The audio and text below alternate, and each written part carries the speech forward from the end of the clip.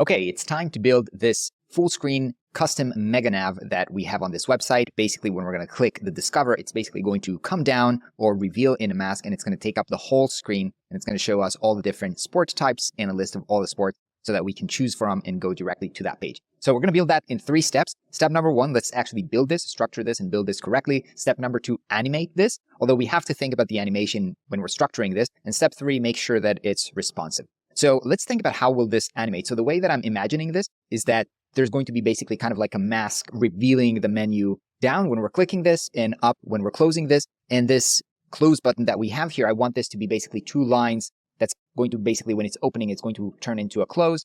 And when it's closing, it's going to turn around. It's not exactly going to turn into this small icon that we have here, but it's still going to be nice to have this animating. Now, in terms of structure, we do want this to take up the whole screen. Now, the top header, let's call this of the mega nav, it's kind of like fixed, right? But this table that we have here, I want this to be extending through to make sure that we're fitting through the whole screen. So let's see how we're going to do this. And also we have a very interesting thing here that is going to require a little bit of custom code because we have some alternating row here, meaning that's a collection list, but I want each row basically to have, or every even row to have a different style here. So we're going to see how we're going to do this. So let's get started. The first thing that we need is we need a wrapper for the whole content, and that's going to take up the whole screen. And we want to wrap that inside of a mask that we can then, hide and show. So let's go here. Let's open up and let's actually add a new div. We'll start with the mask. Whoops, I'm not sure where I've added this div. So let me make sure that I'm on the body and then adding the div. I'll undo the add just to make sure that I can see where I'm adding. This one, let's call this menu mask. And just to make sure that we want this to be on top of everything, so we're going to turn this into a fixed position, kind of like we did for the normal navigation, and we did this for the loader as well, but we want this to be on top of everything else. So let's make sure that this is Z index 5, and it fills up the whole screen. So now we've got this. Let's make sure that it does take up the whole screen, 100% width and 100% height, or yeah, let's try that. And okay, so that is going to be the mask, and we're going to set the overflow to hidden, so it acts as a mask for everything inside. Inside of this div, let's add another div, which we'll call, let's see where it is. It's actually here. We're going to call this menu content. All right. In this menu content, what do we have? I would split this into 2 basically containers, right? I would call this menu header, and I would call this menu, maybe menu grid, right? Or menu collection, because that's going to be actually a collection list. And I want to stack them one on top of the other. So I'm going to set this as a flex. So let's start by adding these elements. I'm going to add the first one as a div. I'm going to set that, let's call this menu header. Now for the list itself, I don't need to add a div because when I'll add a collection list, it also already have like 2 wrappers around the list. So let's just add a collection list into the menu content, collection list, and double click to connect that. And here we want sport types. Okay, so we've got the list. It's very difficult to see what's going on here because we don't have a background. So let's take a background of white as the general background, and then we'll color the stuff that's not white. So for the menu content, I'm going to set the background to white just so that we can see what's going on. Okay, so now we have the header on top, and then we have a collection list of 6 items. So let's start off with styling the menu header. What do we have inside of the header? We actually have 3 things going on. We have the title on the left, the button on the right, and they're sticking to the sides. So that we already did that, and we know that to organize them in that way, we'll have to make the header a flex that has, space between. And then there's a background here with these dots. So let's go ahead and do that. Let's add some kind of a text block into the menu header, text block.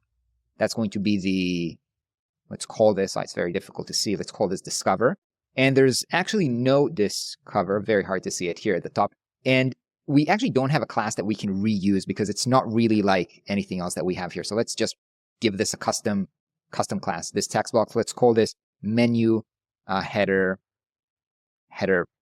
or maybe just heading. Yeah. Let's make sure that it is black, the text. Let's make sure that it's probably huge. What is the size of this? This is 220. What's 220 divided by 8? It's 13.7 REM. That might be huge. 13.7. It's very big. I'm going to do 13, maybe even 12 and a half. Okay. And also for the height, I'm going to do 12.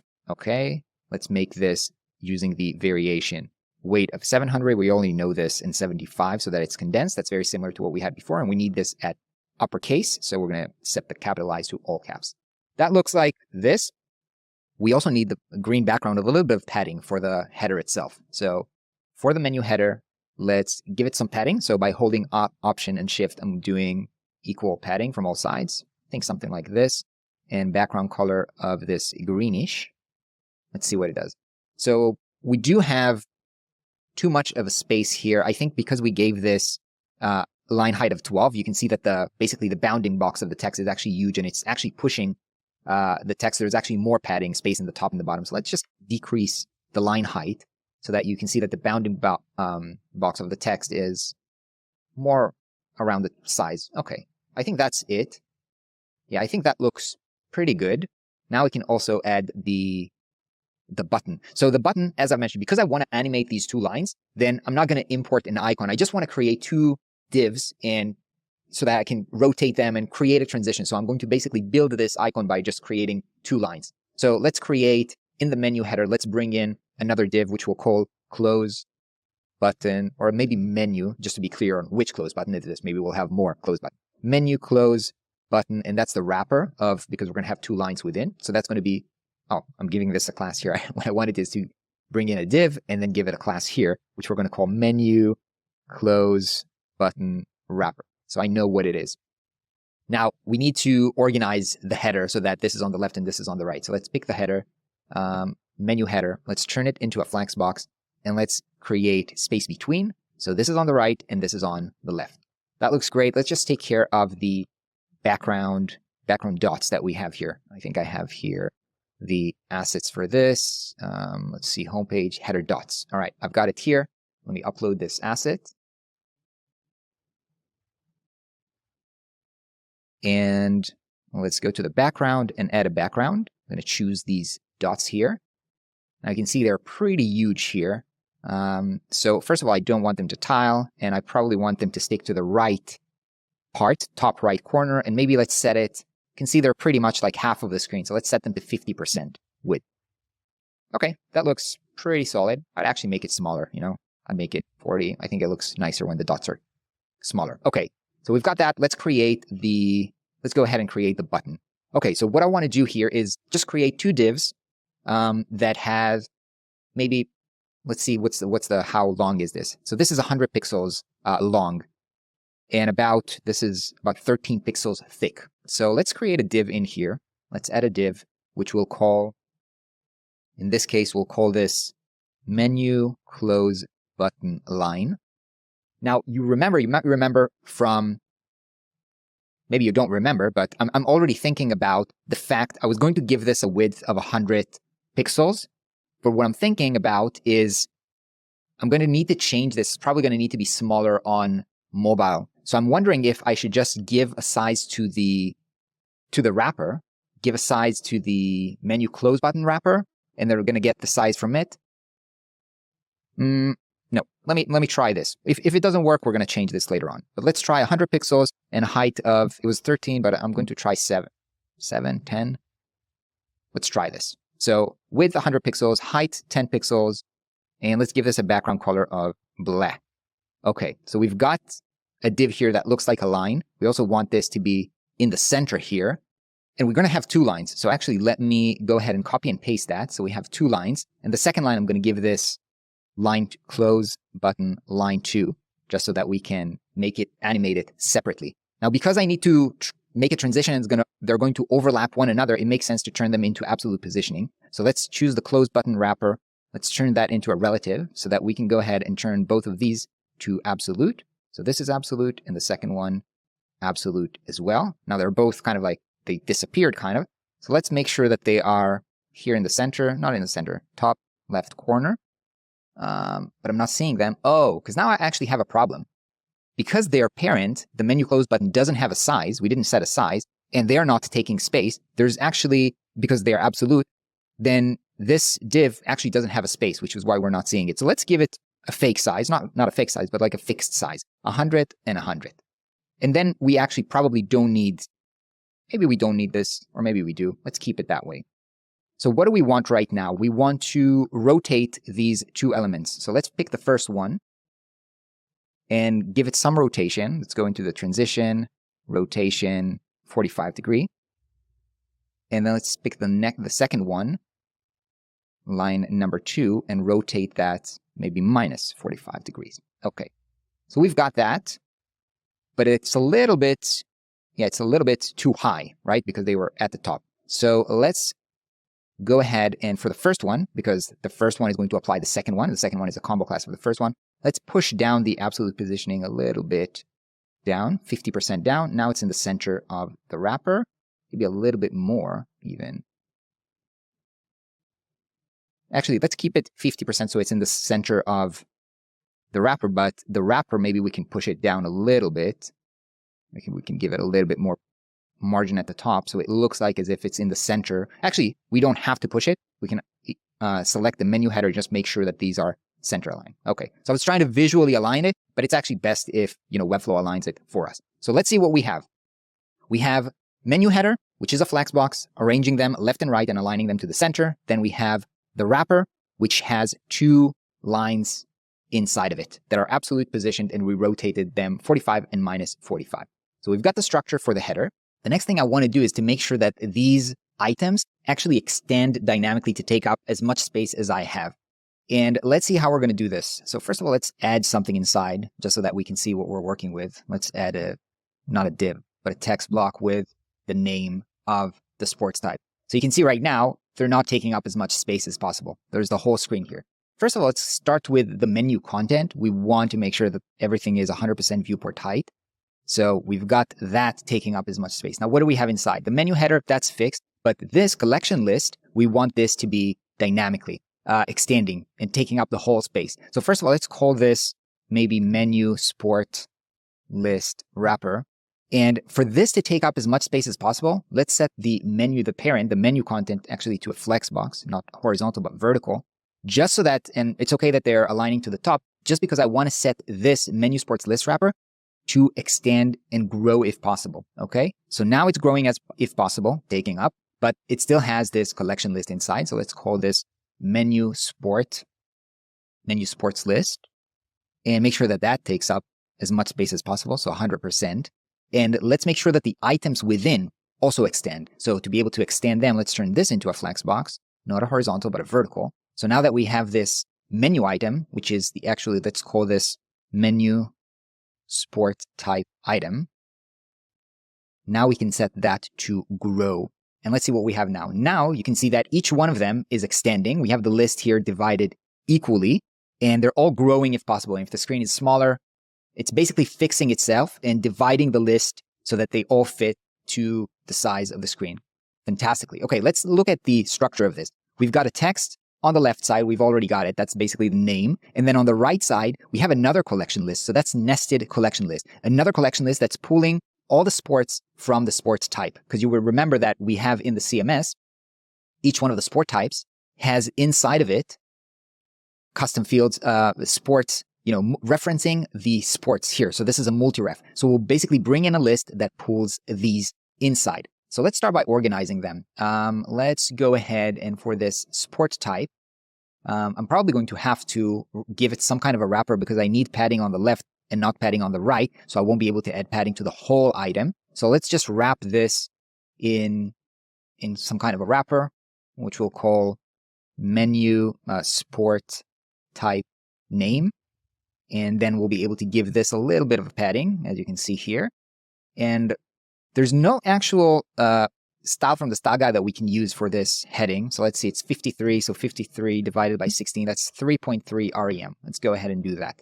I don't have to style this because it's inside of a wrapper. Menu sport type name, I can just give the class here. So I can go ahead and actually, I don't want to change the class from here because what I want to do is make sure that I give the class from the actual item because later on we'll need to change it on the secondary one, on the even ones. So that is important. So let's go actually to the item itself, sport item, and make sure that we're styling the text from here. So we can change the text color from here. We can change the size to 3.3 REM from here. Let's do the size REM here. And we can see now that the text is changing. We can set it as an uppercase. And we can go here into variation. And you'll see in a second why this is important. Okay, this actually looks pretty good. Let's see what else we have. Now we need to bring in the collection list inside of this sport type item. So let's add a collection list, and connect it. Double click to connect and pull the sport multi-reference. So now you see that this one, the water sports, is pulling swimming, rowing, surfing, and the extreme is pulling these ones. So that is great. We do want to arrange them left and right, which basically means that menu sport item will need to be a flex that's organizing them horizontally. We can justify left and right. So that is pretty good. Now these, we actually want to set them inside of a grid. So let's see. There's a collection list wrapper, and then there's a collection of lists. This needs to be the grid because the collections are inside. So let's call this menu sport grid and turn that into a grid. Now this looks good, 2 columns on 2 rows. That's what we need. However, we don't need a gap between them because they're actually stuck to one another. So let's make sure we turn that into 0 and 0. We can also set it from here from the gap. That is great. Now let's start bringing in content. One thing to note is that these are links. Now while this is not clickable, this is link that is clickable. So we'll need to bring in a link block inside of this sport item. So let's go ahead and bring in a link block that's going to link them to a dynamic page, to the sport page. That is great. Now inside of it, it's going to have basically a text and an arrow. So let's go ahead and add a text block. Whoa, this is huge because it's getting the same class from here. Okay, we'll change that in a second. And we'll also need to bring in this icon. So I'm going to right click, copy this as SVG, and bring that inside as well. Okay, so let's give this link a class. Let's call this menu sport link. Let's call this. Now we definitely want to have the text look different. So that's 37. It's again not from the style guide. Divided by 16, 2.3. So we're going to set this to 2.3 REM. That's great. 2.3 in the height as well. We don't want the underline, so text decoration none. We do want this to be black, so let's override this. This is kind of a Webflow bug. It looks as if it's black, but the link is actually overriding it. So let's just pick black again. Let's make sure that this is 775 and all caps. So this looks okay. We just need the link to be flexbox so we can have the arrow to the right side. So flexbox horizontal, center them, give them a little bit of a gap. That looks pretty good. We also probably want some padding, I guess. So let's add a little bit of a padding. Let's set the gap to 10. Let's give this a little bit of a padding from all right. Okay. Next thing that we have is we have these borders. So let's go ahead and add a border here to the sport link. I'm going to go here below, add a border, and set this border. Oh, we've got a few problems. Number one problem is that because there is a bottom border here and a top border here, we actually have 2 pixels instead of 1 pixel. The other problem is that these elements are not taking up the whole space and not connecting with the cells below, which we want them to. So let's see how we're going to do this. So this whole grid, let's see, where is the grid? Menu sport grid. I want to make sure that everything actually inside of this menu item is extending, and that is correct. But this sport grid, let's see if it's taken up 100%. It's taken up 100%, is it? And the items within, I want them to also grow if possible. So let's set the height to 100%. Okay, now they're all extending. That's fantastic. We still have this double border problem here. The way I'm going to solve this is I'm just going to say, well, I don't need every item to have bottom border and top border. So if I just get rid of, let's say, bottom border and let's say the right border, as I don't have a border here as well, let's just get rid of them. So now we just have a left border and a top border. And that looks good if they were all in the same size. And then it would look, it would look as if they all have the borders. So let's make sure that they are the same size. Menu Sport Link. One thing I can do is just set the size to, 300 pixels width. And that's okay, I guess. But that's not going to be responsive. And I guess, as the screen gets smaller, maybe I want this to get a little bit smaller. So what I'm going to do, I can't use percentage because it's inside of a wrapper that's not 100% here. That would be a good use of using viewport width to basically calculate the size of this box depending on the width of the browser of the user. So let's try something like 30 viewport width. That's a little bit too big, but if I set it to this, and now I'm okay. So that looks good. I think I'm going to roll with 25 or maybe 25. One thing that I'm seeing is I want to align these left and right. So let's select the Sport Link and just make sure, because it's already a flex box. Also, I feel like it needs a little bit more padding from left and right. So I'm just going to hit, just holding the option to do left and right. And I think this is great at this point. So for now, we are good. Let's see how we'll be able to set the even rows here to look a little bit different. Now, you may think this is as simple as just picking the second line and adding a class to it and then changing it. But the problem is this is a collection list, which basically means that we only have one item here. We can't basically give a class to the second item. If we're going to give a class to this item, it's going to apply to all of them.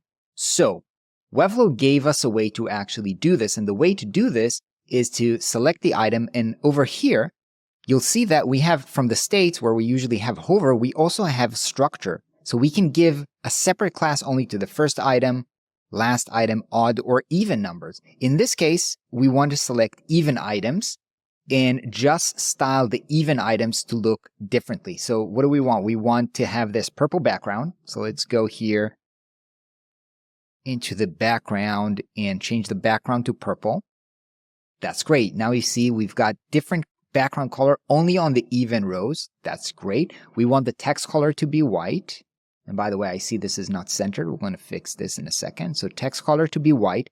And now you see why it was important to style the text from this menu item versus giving the class to itself. It's best if it's inherited from this so that we can change it on even numbers. Now we can see that these are not applied, and we'll see how to fix this in a second. So basically, I think, no, this actually needs to be pinkish, so not white, but pink text.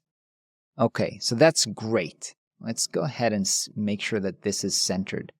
So we have the sport name, and the sport name, let's make it a flex box so that we can center the text. Okay, so this looks good. Now, what's the problem that we have here? The problem that we have here is that this text, and actually this cell, is getting its class from menu sport link, and it's not getting its properties from this. We have remember we overrode the text color here, and also we need to just override the background color and the borders that are set on this particular sport link. That being said, this sport link, if I'm coming in here, it doesn't know that it is part of a collection item that is the even number. So we don't have access to this. So what do we do? And honestly, I don't know. This basically means that if Webflow doesn't have this out of the box, we're going to need to use a little bit of custom code. And I'm not sure how to write this custom code myself. So in this case, what I'm going to do, and I've already done this, but I'll show you, I went to ChatGPT and basically explained the problem, and he told me how to solve it. So let's work through this together. Here's what I wrote to ChatGPT. I have a Webflow problem. I have a collection list, which I want styled as alternating row. However, inside the collection item, I have other collection nested. how can I style the nested collection to change the style based on alternating row of the parent item? Okay, so this is me explaining my problem to ChatGPT. And basically what ChatGPT says is, well, alternating row is relatively straightforward, which is what we did. But when you have nested collection, things get a little bit more complex. Basically, it's telling me that the way that these are styled, I'm not going to read through the whole thing, but basically it's telling us that there's this CSS class. It's actually called pseudo CSS class that's called nth child. And this is how, we've picked, this is basically what this selector here was. This selector is basically the nth child, right? This is what it's using. This is how the code in the backend actually looks. And it's giving me actually a custom code here. And it's telling me what do I need to replace. So it's giving me actually 2 lines. This one is styling the alternating row of the parent collection item. And this is, I don't need this because this is basically how to style this. But what I'm interested in is how to style this. And this is the second line. Style the nested collection inside of the alternating row of the parent collection. So we have here, we need to address the parent collection list and parent collection list nth child even, and then tell him what is the thing that we actually want to change. Okay, so this is the class that we actually want to change. So let's go ahead and try to apply this code. So I'm going to copy that, and I'm going to go here, and basically I'm going to add this right now to the page, but because this menu is going to show up on all pages, if this works, when this works, I'm going to have to move it to the site setting so it applies on all pages. Inside the head tag, I'm going to paste this. And again, I don't need the first one. What I do need is to make sure that I'm addressing the right classes here. So parent collection list. All right, let's save changes for a second. Let's see what is the parent collection list. So this is the parent collection list, menu sport list, right? This is, I'm going to copy this. This is the class of the menu collection list. So I'm going to go here and I'm going to replace this parent collection list. That's great. And then collection item. Okay, so what is the collection item called? The collection item is called menu sport item. Let me go ahead and copy that. And let me go back here and replace that. And nth child even. That's great. That's what we want. Now we need the nested collection list. But actually, if I would look for the nested collection list, that would be this one. Menu sports grid is the collection list. But that's not what I want to style. I want to style this one in particular, the link. Because if I'm going to make changes here, it's not going to affect the color of the text, and the outline are actually from here. So let me do menu sport link. Let me copy this. And no, sorry. Let's go back to the code. And then nested collection list. I'm going to change this. And then basically what comes afterwards is, the CSS, the new CSS that we want if it's even. So right now it's set to background color and it's giving this color. What I want is background color that is this background color, the dark purple. So let's do here and let's see if that works. Add your background here, save. Now we're not going to be able to see this in here in Webflow. So let's go ahead and publish and see if it's visible on, oh, actually, I've made the wrong thing. I gave this a purple background. It already has a purple background. So what we actually need is, text color. So I'm not even sure what the text color is. So I'm going to write CSS text color because I'm not sure how to write this property just because I don't remember. And it's actually just color. Okay, so let's go back here. Let's go back here. I don't need background color. I need just color, but I also want this I want this to be this pinkish. So let's see if we are able to apply a text color on this. Let's go ahead and publish. And let's give this a try. Fantastic. Okay, so we have been able to apply a pink color to this menu. This is great. We also want to apply this to the border color. Again, don't remember how to do border color. So let me write here border color because I don't remember the CSS. And let's see what it tells us. Let's do border color CSS. Let's click that. Border color. All right. So let's go ahead and take that. Go back to the page that we have here. And let's add another row after this one where we're going to do border color, and it needs to be the same one with a semicolon afterwards. I can add a little bit of description that explains what I did. This is border color, border color. Let me save this and let's see if this is published and looks good. Fantastic. Now this looks great and we can continue. We can actually go ahead and move this code from here.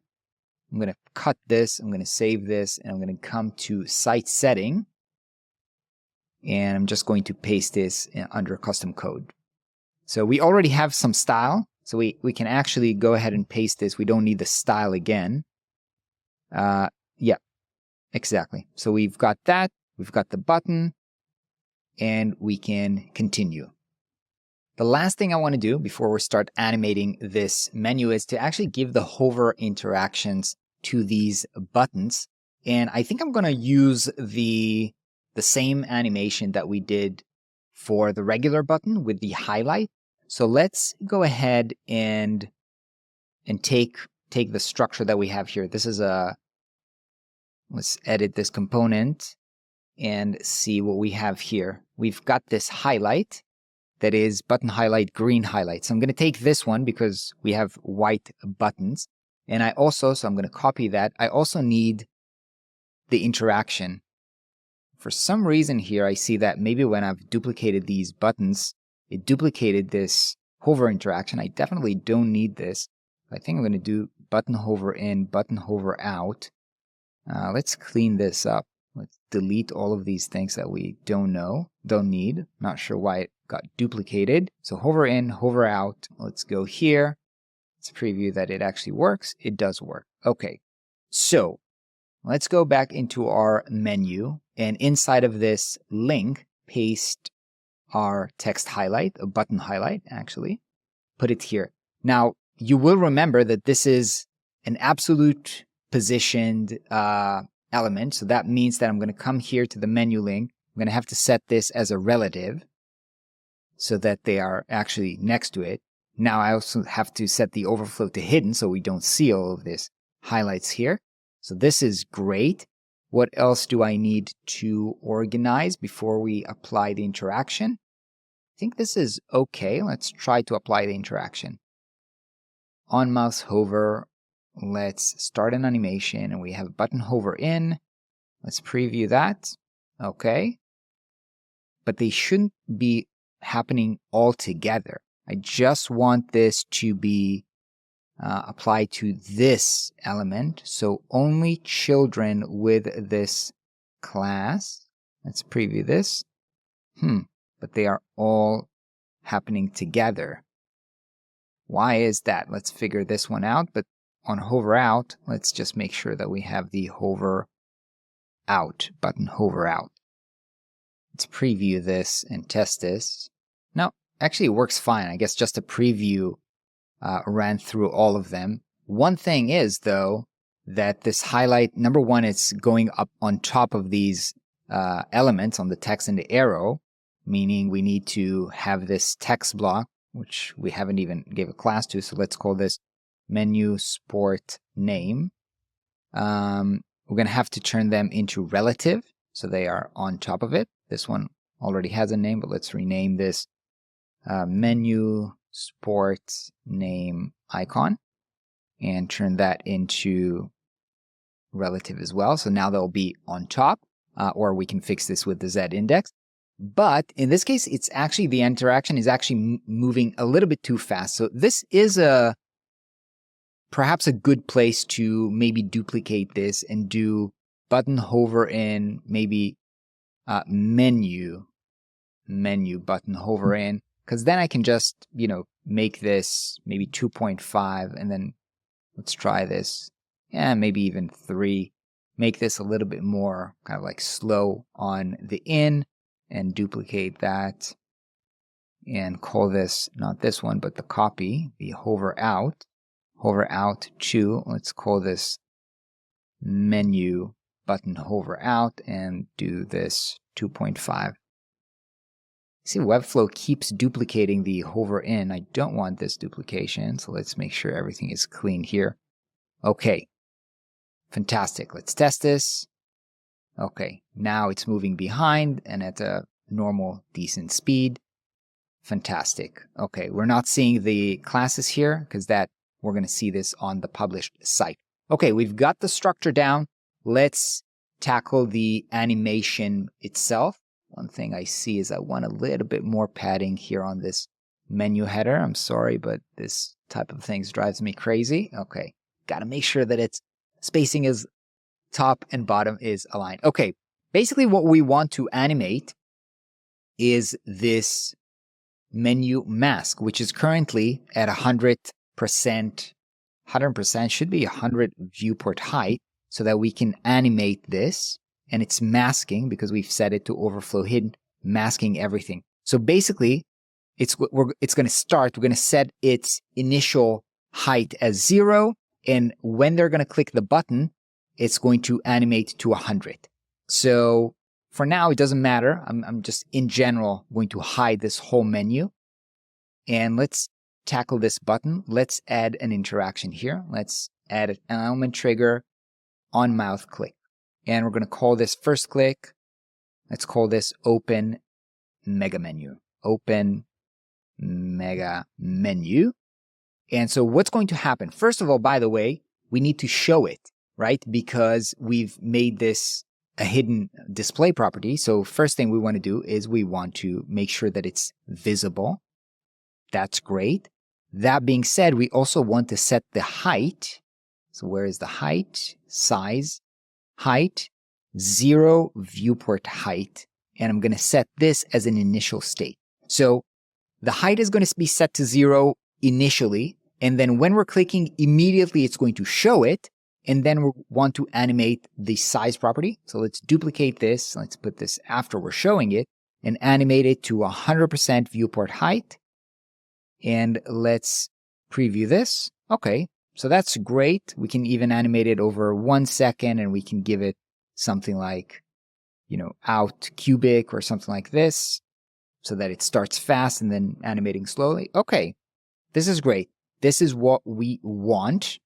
I also wanted, I remember, to animate these lines here so that it's basically going to open up, like the close button, close icon is going to open up. So let's see, we can't see them while it's kind of like it's closed, but let's look for them here in the menu content, in the menu header, in the menu close button. So we've got these two lines. So let's pick the first one and let's set a rotation of actually 0, I think, as an initial state. And then let's duplicate this and put it here to animate along with the mask to rotate into 45-degree over 1 second as well. Out cubic. Let's preview this. Okay, so you see that the first one, it's probably, just because I'm applying it to the class, it's probably applying this to both of them, which is why we're only seeing one line. So let's make sure we're not applying this to the class, just to the selected element. And now you can see only one line is animating. Let's do the same. Let's pick the second one and let's do the same in the other direction. So let's start with rotation set to 0 as an initial state not for this class, just for this element. And let's rotate this. So duplicate the rotation, bring it up here and rotate it to -45 over 1 second, out quad, cubic, quad, whatever.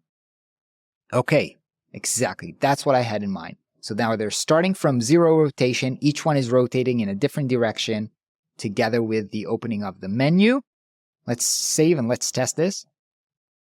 So we've got the loading interaction. I'm clicking on the button discover and it's opening up the menu. Fantastic. What we want to do right now is create the close interaction, and that's not on this button. So let's close this. Let's actually bring back the menu just so that we can work with it. So let's bring it back here and let's select the menu close button. the wrapper, and let's give that a click. So when we're clicking on that, on the first click, let's duplicate the open, because that's probably going to be faster to do that if we just need things in reverse. Let's duplicate the open, and let's call this close mega menu. And let's see, we don't need the initial states here, so let's delete the initial states because we already animated into this position. The hide, we actually want to bring this to the end. So after we're animating this to hide, I actually want to set this to hide. But before I'm doing this, I want the menu mask to animate into 0 viewport height. And these ones, I want to rotate them back to their 0 position, the close button. And then after this happens, then go ahead and hide the menu. Let's preview this, see if it will allow us to preview. Yeah, for some reason, these happen very fast, or at least we can't preview this correctly, but let's preview it from here and see if it works. So let's open up the menu.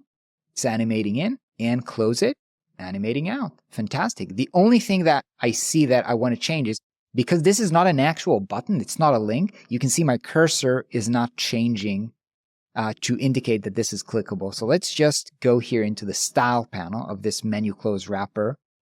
And down below here in the cursor, I'm going to set this cursor to be pointer, as if this is a button. And let's give this a try and open up the menu. And now you can see when I hover on top of it, it indicates that this is clickable, and I'm going to click it and animate back up. Fantastic. Okay, we basically have the menu built. I see that I'm missing a bottom border here on this menu header. So let me go ahead and add just the border on the bottom here. But maybe, and then I'm going to have to give this, now we have a bottom or a double border in here. So let me do a negative margin of 1 pixel.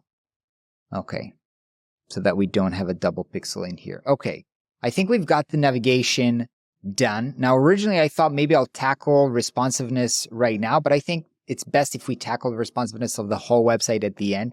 There's one thing though that is important to tackle, which is the menu is not scrollable. And you can see I'm trying to scroll right now. You can see the scroll bar on the right side of the screen, but nothing actually scrolls. And that is because the menu itself is set to fixed. And so what I'm going to have to do is going to go to the menu content itself, and I'm going to have to set the overflow because it's overflowing over the screen, and set that to auto. So in case, the content overflows, okay, now we can see it's going to give us a scroll bar and we'll be able to scroll. So that's how we fix this issue. And okay, I think we're done with the mega menu for this video, and we'll tackle responsiveness at the end. Of course, I'm going to make sure that I hide it so that I don't see it while I'm working on the homepage. I'll probably also turn this into maybe a component if I need this on other pages. I might do that later on. But for now, let's continue with the build.